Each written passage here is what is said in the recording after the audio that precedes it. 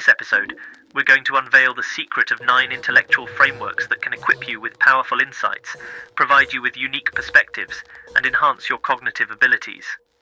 If you're curious about what an intellectual framework or a mental model means, it's merely a lens through which we view and understand our complex world. Take this analogy, for instance. An ecologist, a botanist, and a tycoon venture into a forest. Each perceives the same setting, but through different perspectives. The ecologist might be concerned about the effects of global warming. The tycoon may see untapped real estate potential, and the botanist would focus on the intricate interplay within the ecosystem. These different perspectives, each limited by their individual knowledge bases, come together to provide a more holistic comprehension of the forest.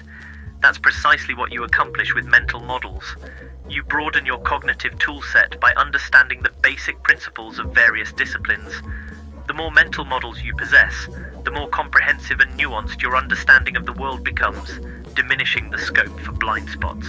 So now that we've understood the essence of mental models, let's dive into a few key ones and discuss how you can apply them. First, the map is not the territory mental model, illustrates that our perception of reality isn't the reality itself.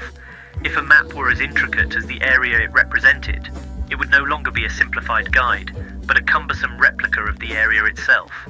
You need to always remember that the spreadsheet, graph, or summary of a situation is not the situation itself, and you must familiarize yourself with the actual situation before making crucial decisions.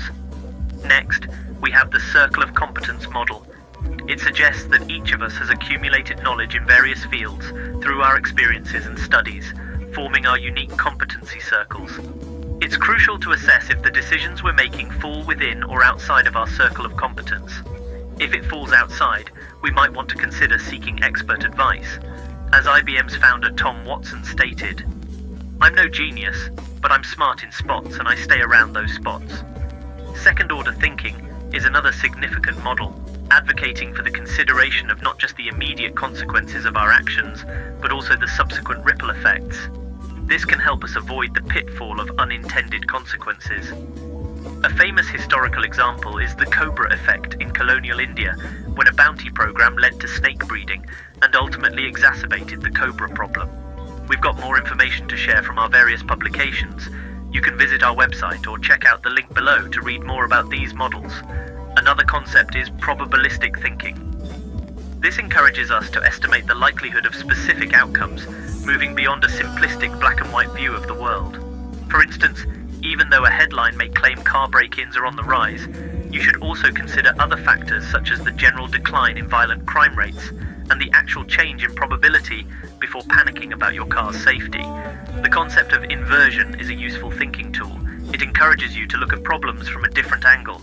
Instead of focusing solely on success, consider what might lead to failure and work to avoid these pitfalls. It's like Charlie Munger's quote, "All I want to know is where I'm going to die, so I'll never go there." Two more concepts, Occam's razor and Hanlon's razor, help in decision-making and understanding human behavior.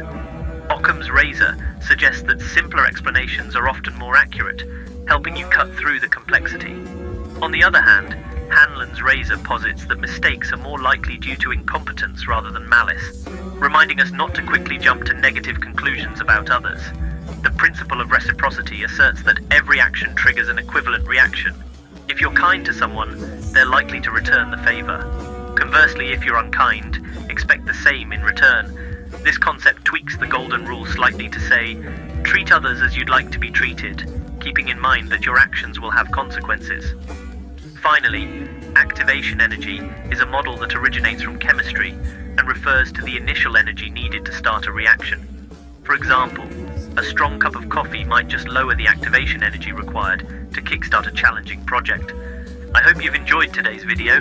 If you want to explore more about these mental models, don't forget to subscribe.